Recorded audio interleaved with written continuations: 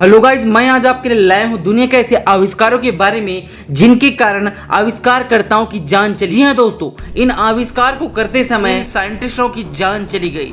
दोस्तों, ये आविष्कार तो आज हमारे बहुत ज़्यादा काम आ रहे हैं, लेकिन इनके आविष्कार से पहले ही के जनकों की मौत हो गई थी। तो चलिए वीडियो शुरू करते हैं। हारिस लांस हालिम अमेरिका के समर काउंट में जन्मे हारिस लांस हालिम ने अपने हाथों से चलने वाले पनडुब्बी का आविष्कार किया था। दोस्तों, आपको ये बता दें, जो ये पनडुब्बी है वो हाथों से चलती थी, लेकिन इस परीक्षण के दौरान यह पनडुब्बी डूब गई। दोस्तों, वह अपने पनडुब्बी में अपने क्रू मेंबर के साथ मौजूद थे, जिन पर उनकी मौत हो गई। दोस्तों, ये जो सबमरीन है वो तो आज हमारे बहुत काम आ रहा है, लेकिन जो इनका आविष्कार किया उनकी मृत्यु हो गई।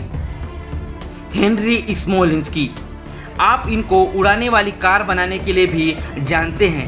1973 में इन्होंने यह आविष्कार किया था, जिनका नाम उन्होंने एविद मिजार रखा था। हालांकि टेस्टिंग के लिए जब उन्होंने अपनी कार फ्लाइंग कार पर बैठे और उसे उड़ाने लगे, तभी वह दुर्घटनाग्रस्त हो गई, जिससे उनकी मौत हो गई।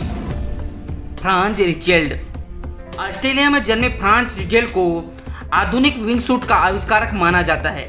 हालांकि इस टेस्टिंग के लिए जब वो एफिल टावर पर चढ़कर इसकी टेस्टिंग कर रहे थे, उस दौरान उनकी दुर्घटना से मौत हो गई। जब इनकी मृत्यु हुई तब यह महज 33 साल के थे।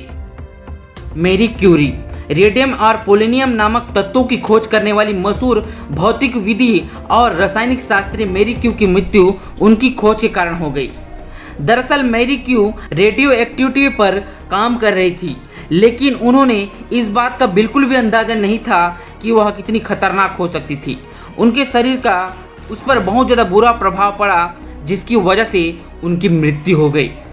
मैक्स वेलियर जर्मन के रहने वाले थे। वे रॉकेटिंग सोसाइटी के सदस्य थे।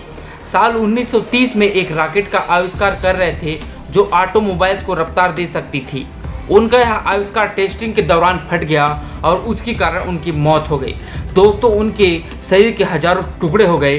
दोस्तों, आपको ये वीडियो कैसा लगा आप कमेंट करके जरूर बताइए, और वीडियो को लाइक और चैनल को सब्सक्राइब जरूर कीजिएगा। मिलते हैं किसी नेक्स्ट वीडियो में, तब तक के लिए टिल देन बाय।